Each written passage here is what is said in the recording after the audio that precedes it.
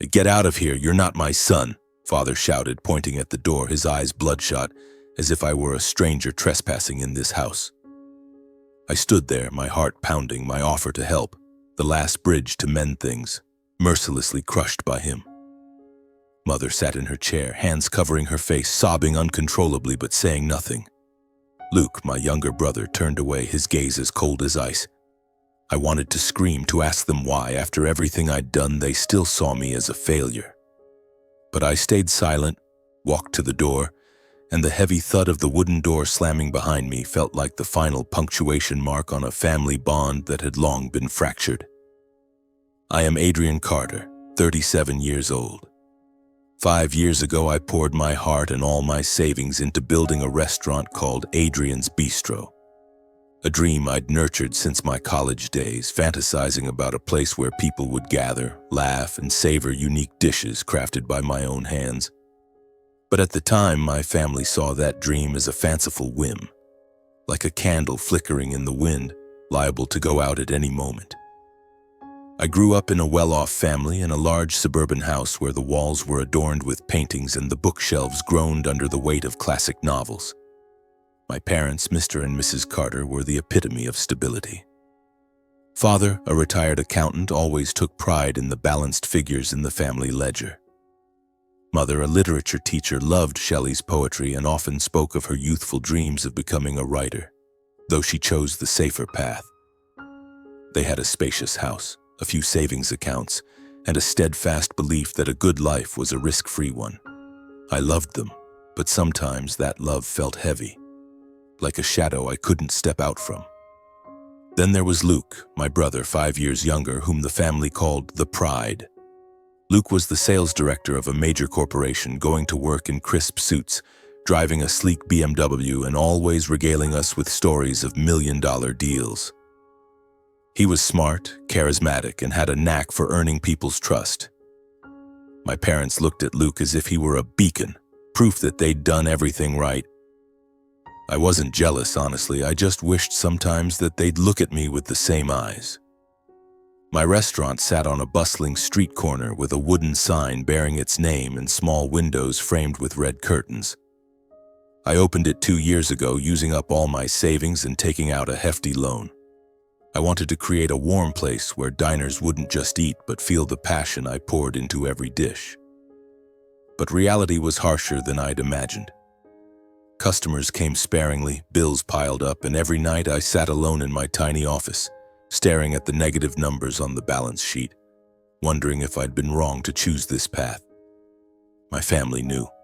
They didn't say it outright, but I could see it in Mother's eyes when she stopped by, glancing at the empty tables and sighing. Father was more direct. "Adrian, you should find a stable job," he said, his voice flat like he was reading a financial report. "A restaurant is a gamble and you're not a card player." I smiled, nodded, but inside something shattered. I didn't want them to worry, but I also didn't want to give up. The restaurant wasn't just a job, it was me. The sleepless nights crafting menus, the joy of seeing a customer smile because of a dish I'd made. Luke was different. He didn't criticize, but he didn't support me either. Once when I invited him to eat at the restaurant, he looked around, raised an eyebrow, and said, "This place, it's cozy, but how are you going to manage with all that debt?" I didn't answer. I didn't know what to say. Luke didn't understand, and I didn't blame him. He lived in a world of big numbers and secure contracts, while I lived on hope and fragile dreams. The tension became more apparent that Christmas afternoon. My parents called me to the house, saying there was something important to discuss. I went, bringing a bottle of wine from the restaurant, hoping to lighten the mood. The house was the same as ever. The smell of polished wood, the warm glow of yellow lights, and the family portrait above the fireplace where Luke and I, as kids, smiled brightly beside our parents. But the atmosphere that day was different. Father sat at the head of the table, hands clasped tightly. Mother avoided my gaze, and Luke quietly sipped his coffee. "Adrian," Father began, his voice low, "we need to talk about the future, about the family's assets." I nodded, my heart racing, though I didn't yet grasp what was coming. He continued, Your mother and I have thought long and hard. We want to protect what we've built, the house, the savings, everything. But with your situation, with the restaurant and the debt," he paused as if the words were heavy for him too. "We're not sure you can manage it well." I felt the blood rush to my face, not out of anger, but from a sharp, piercing pain. "What do you mean?" I asked, though I was starting to guess. Mother spoke up, her voice trembling. "Adrian, sweetheart, we just want what's best. Luke has a stable job. He knows how to preserve things. If we divide the assets and your restaurant fails, then—" Father cut in, his voice firm this time, unwavering. "Your mother and I have decided. We won't be leaving the assets to you. The house, the savings, everything will go to Luke." I blinked as if I'd been slapped. He went on, "You're in debt. Your restaurant is a failing gamble. I can't let you squander what your mother and I spent our lives building on a dream that isn't real. When you have a more stable job, we'll reconsider." My chest tightened, as if the air had been sucked out of the room. I wanted to scream, to tell them that the restaurant was my soul, that I would succeed. But the words caught in my throat. I looked at Luke, hoping he'd say something, but he stayed silent, his eyes fixed on the table. The pain welled up, not anger, but a deep sadness, like being rejected by the people I loved most. I took a deep breath, nodded, and said, my voice hoarse, "I understand." No arguments, no defenses, because I knew words wouldn't change anything. That night I drove home, the bottle of wine still unopened in the trunk. The streets were foggy and I felt like I was drifting through a dream with no way out. I didn't blame my parents or Luke. They were just doing what they thought was right. But the pain lingered like a cut that didn't bleed but throbbed. I told myself I would prove them wrong, not out of revenge but to show them and to convince myself that I was strong enough to stand on my own. Outside, the air was bitterly cold, my breath forming clouds in the night. Their words, "We won't leave the assets to you. We don't believe you can do it," cut into my heart like daggers, but I didn't cry. I couldn't let myself be weak. I walked step by step toward the restaurant, the only place where I felt I belonged. In the darkness, the sign Adrian's Bistro glowed faintly under the streetlight, but to me it was a flame I had to keep burning. Inside, I turned on the lights and sat at the old wooden table in the corner. The warm golden light illuminated the walls I'd painted myself, the chairs I'd chosen one by one. This restaurant wasn't just a job. It was the dream I'd bet everything on, my savings, my time, my self-respect. My parents might not believe in me. Luke might not understand me, but I believed in myself. Or at least, I had to try to believe. The days that followed were a blur of relentless work. I woke up at 4 a.m, went to the market for fresh ingredients, cooked all day, and stayed up past midnight crunching numbers. But the pressure didn't just come from the work. The bank sent debt notices like clockwork, one every week, harsh reminders that I was teetering on the edge. The red numbers in the ledger, the calls from creditors, the ping of emails on my phone. It was all a grim, unending symphony. On quiet evenings, when the restaurant had only a handful of customers, I stood behind the counter, staring at the empty tables, wondering if my parents were right, if I was chasing a meaningless dream. One winter night, with only a few $100s left in my account, a letter from the bank arrived, demanding $5,000 within 10 days, or they'd seize the restaurant. I sat in my tiny office, hands trembling, staring at the letter like it was a death sentence. I'd cut every expense, worked myself to exhaustion, but it still wasn't enough. In a moment of desperation, I picked up the phone and called my father. I didn't want to do it, but I had no choice. The phone rang and his voice came through as cold as ever. "Adrian, it's late. What's wrong?" "Dad," I said, my voice hoarse, "I'm in trouble. The bank, they're demanding $5,000. If I don't pay, they'll take the restaurant. I just need to borrow this amount. I'll pay you back, I swear." I paused, hoping for a shred of warmth, a flicker of trust. But he was silent, then replied, his voice hard as stone. "Adrian, I've told you before. Your restaurant is a mistake. Close it down. Get a stable job. I can't throw money at something that's about to collapse. My chest tightened, like I was being suffocated. Dad, this is my dream, I whispered, but he cut me off. Dreams don't pay debts. Don't call about this again. He hung up. I sat there, phone in hand, tears welling up, not because of the debt, but because my father, the man I thought would always have my back, had turned away. That pain cut deeper than the debt notice, weighed heavier than the negative numbers in my books. But I wiped my tears, stood up, and told myself, if Dad doesn't believe in me, I'll save myself. The challenges piled up, but I didn't give up. I couldn't. If I fell, I'd prove them right. I started changing how I worked. I learned to manage costs, cutting expensive dishes that few ordered, negotiating with suppliers for better prices. I taught myself marketing, posting on social media, taking photos of dishes under warm lighting, writing short stories about the origins of each recipe, like the pumpkin soup inspired by my first autumn in college. Slowly, customers started coming. An elderly couple praised the braised beef. A small family snapped photos of the dessert I'd made. Those moments, however small, were the fuel that kept me going. But I didn't do it alone. Marcus, my best friend from high school, was the one who pulled me through the darkest days.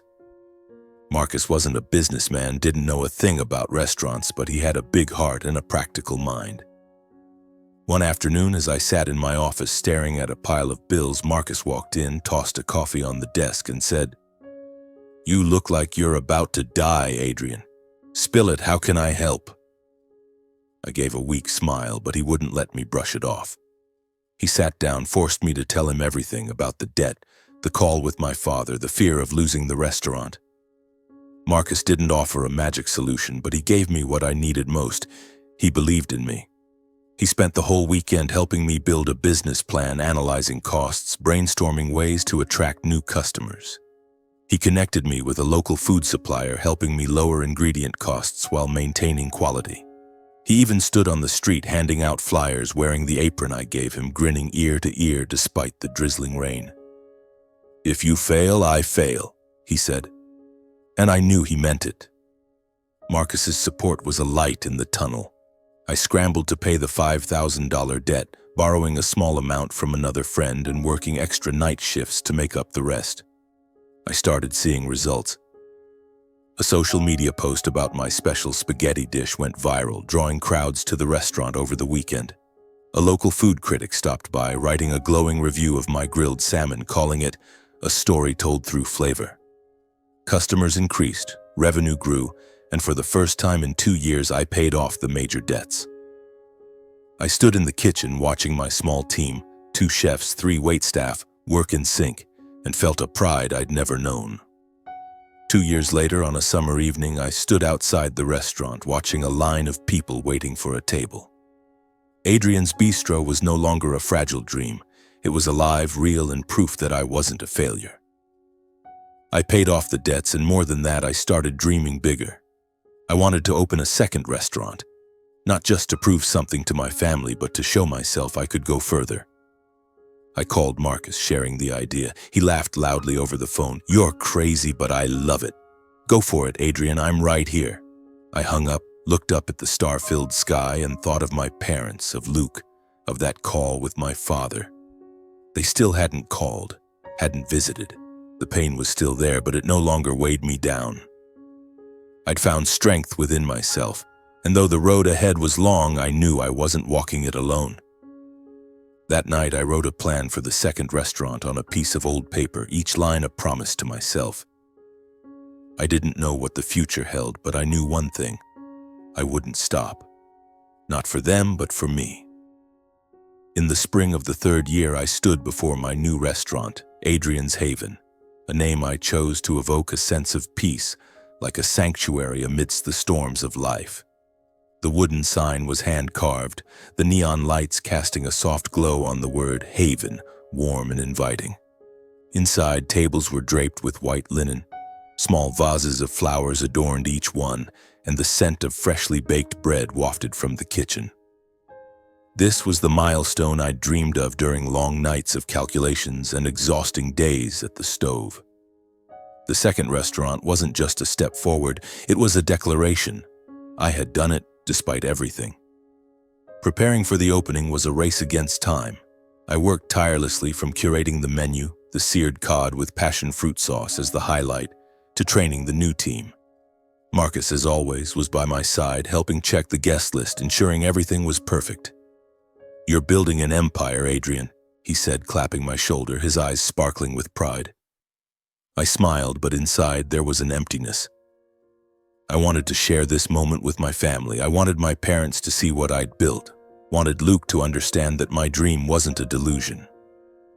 Summoning all my courage, I called to invite them. First, my mother. The phone rang for a while before she answered, her voice soft but distant. "Mom, I'm opening the new restaurant on Saturday," I said, trying to keep my tone steady. "I'd really love for you and Dad to come. It's important to me."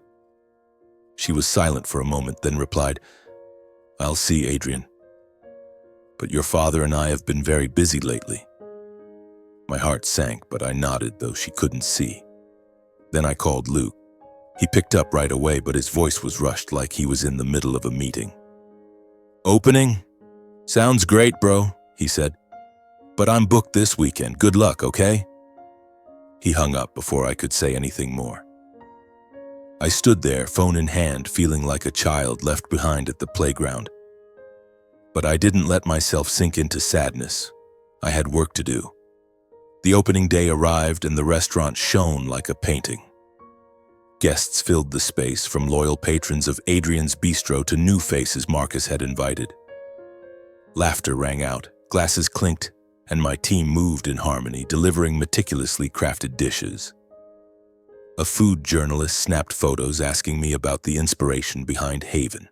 I answered, smiling, but my eyes kept drifting to the door, hoping for a familiar figure. They didn't come. Not my father, not my mother, not Luke. As the night wound down, I stood at the bar watching the restaurant empty out. Marcus approached, handing me a glass of wine. "You did it, Adrian. Look at this place. You're a star." I nodded, but my smile was forced. "They didn't come, Marcus," I said, my voice hoarse.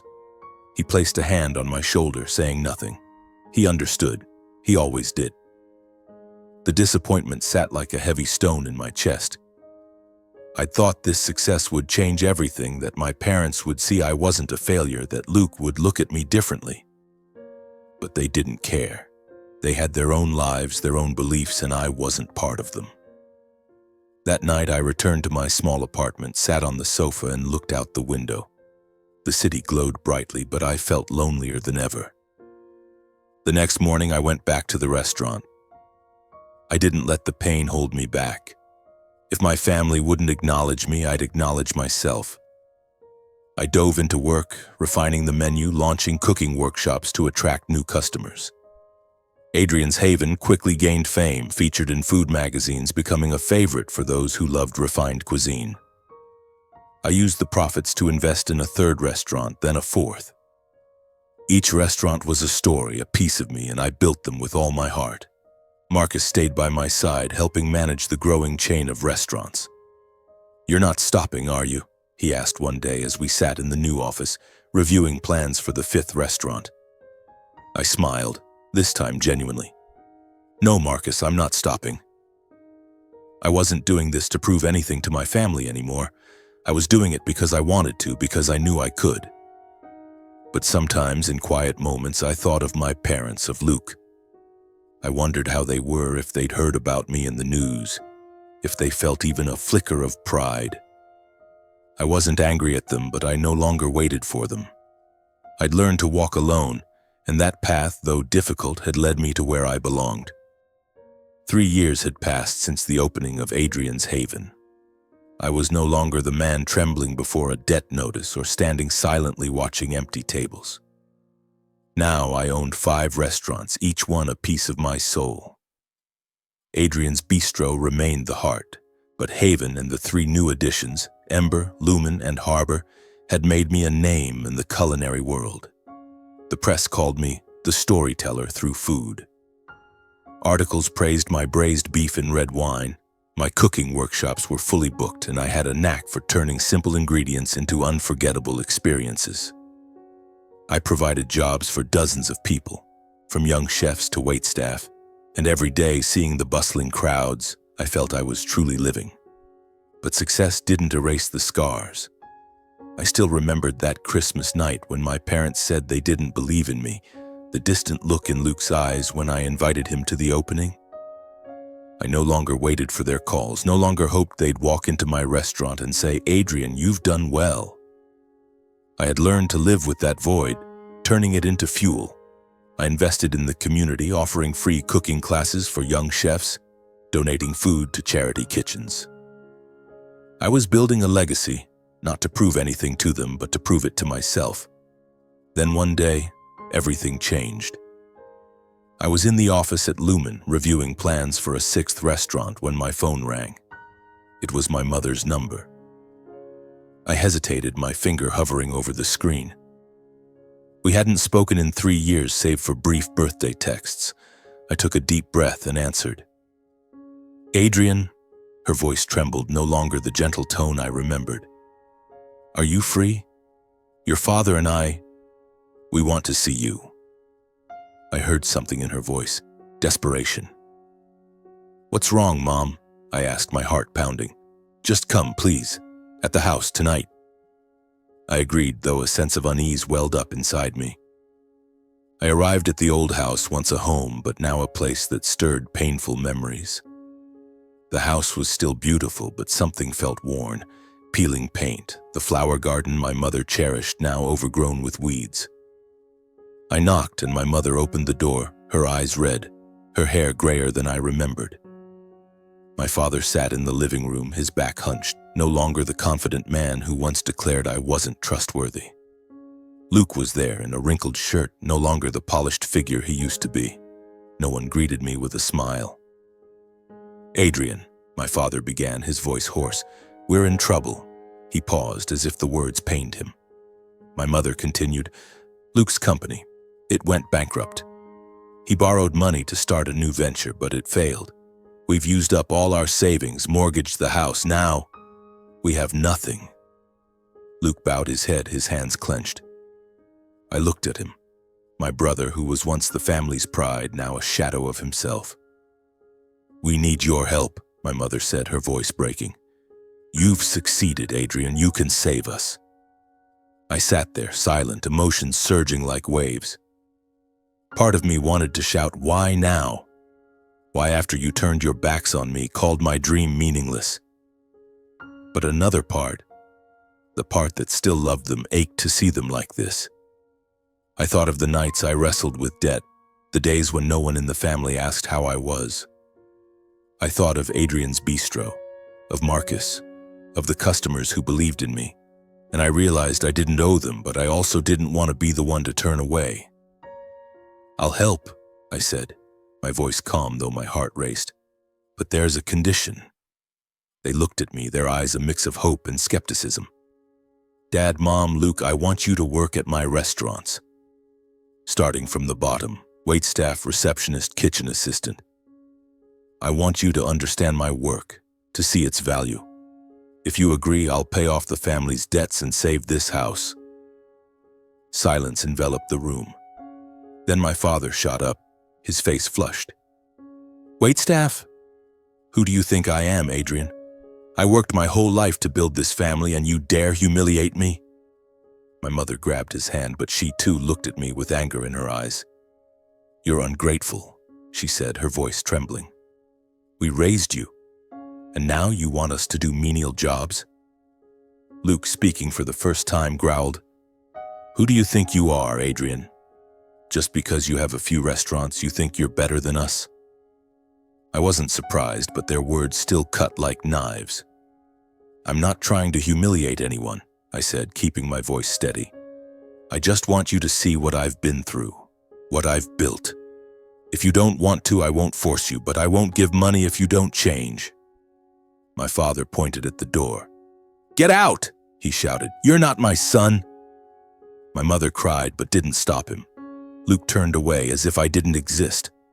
I stood, walked to the door, and didn't look back. My father's words echoed in my mind, but I didn't let them drag me down. I drove back to Haven, stepped into the kitchen where the scent of herbs and the sizzle of pans welcomed me. I stood there in the space I'd created and felt an odd sense of peace. I had given them a chance, but they chose to refuse. That wasn't my fault. The next day I returned to work. I opened another restaurant, Beacon, and continued my community projects.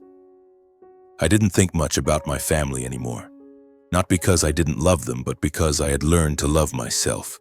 I had overcome their rejections, the lonely nights, and now I knew I was strong enough to keep going no matter where the path led. The day my father pointed at the door and told me to get out, I thought it would be a wound that never healed.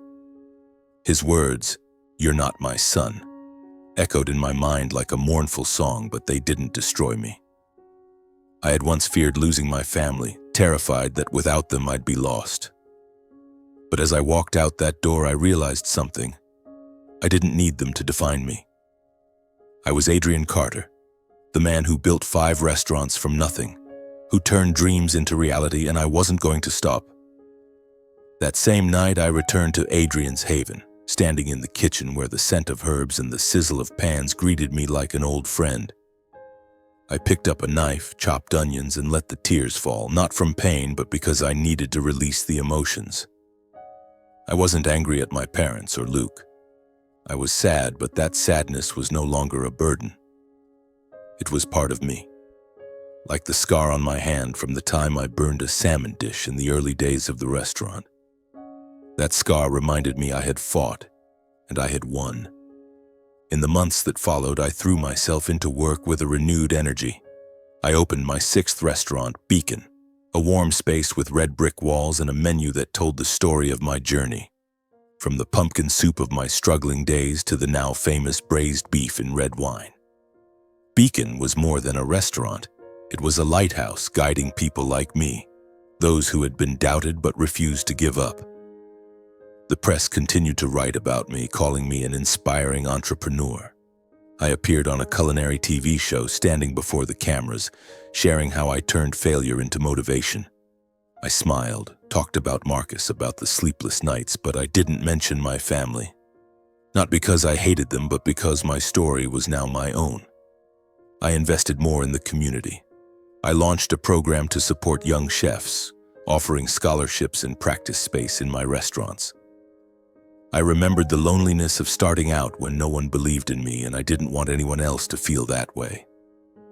One afternoon, I stood in the kitchen of Bistro, teaching a young girl named Mia how to make beurre blanc sauce. She was clumsy, spilling the pan, but her eyes lit up when I said, "It's okay, try again. Keep going, you'll get it." Looking at Mia, I saw myself 10 years ago, full of ambition, full of fear, but unwilling to stop. Helping her, helping others like her, made me feel I was leaving a legacy bigger than my restaurants. I also expanded my charitable efforts. Once a month, Haven hosted a free dinner for the homeless, where I personally cooked simple but comforting dishes: potato soup, toasted bread, and hot tea. Those diners, with their tired but genuine smiles, reminded me that happiness wasn't in money or fame, but in moments of connection. Marcus, always by my side, would tease, "You're turning your restaurant into a community kitchen, Adrian." I'd laugh, "So what? This is my home and I want to share it." In quiet moments, I thought about my family. I didn't call them and they didn't reach out. I heard through the grapevine that Luke had moved away, taking odd jobs to get by. My parents sold the house and moved to a small apartment. I didn't know the details, and part of me didn't want to. Not because I was cold, but because I had learned to let go. I still loved them. That love would never fade, despite the pain they'd caused. But I no longer let that love bind me. I had forgiven them, not because they deserved it, but because I needed to be free. Forgiveness didn't mean forgetting. I still remembered my mother's disappointed gaze at my empty restaurant, my father's voice saying I'd squander their legacy, the way Luke turned away when I needed him most. Those memories were part of me, but they didn't define me. They were lessons, teaching me that family isn't always the ones who support you most. Sometimes family is the ones you choose, like Marcus, who stood by me through every storm. like my restaurant team who believed in my dream, like the customers who made my work feel meaningful. One winter evening, I stood before my newest restaurant, Aurora, the golden lights illuminating the carved sign. The crowd was lively, laughter spilled through the windows, and the scent of baked apple pie filled the air. I wore a thin coat, my breath forming clouds, but my heart was warm. I looked into the restaurant, seeing Mia at the counter, confidently greeting guests. Marcus, now the chain's manager, checking the books, and the diners raising their glasses, sharing their stories. This was the world I'd built, not to prove anything to anyone, but to live true to myself. I pulled out my phone, opening an old photo, the family portrait above the fireplace where Luke and I were young, our parents smiling. I looked at it, feeling a faint pang, but no longer pain. I put the phone away, looked up at the star-filled sky. The city pulsed, vibrant and endless, and I knew I was part of it. I had overcome every challenge, not just to prove something to my family, but to affirm my own worth. I stepped into Aurora, blending into the crowd. A customer called out, complimenting the dessert. I smiled, thanked them, and returned to the kitchen. The knife in my hand moved lightly, rhythmically, like a song. I was no longer the man afraid of failure, afraid of rejection. I was Adrian, and I had found where I belonged.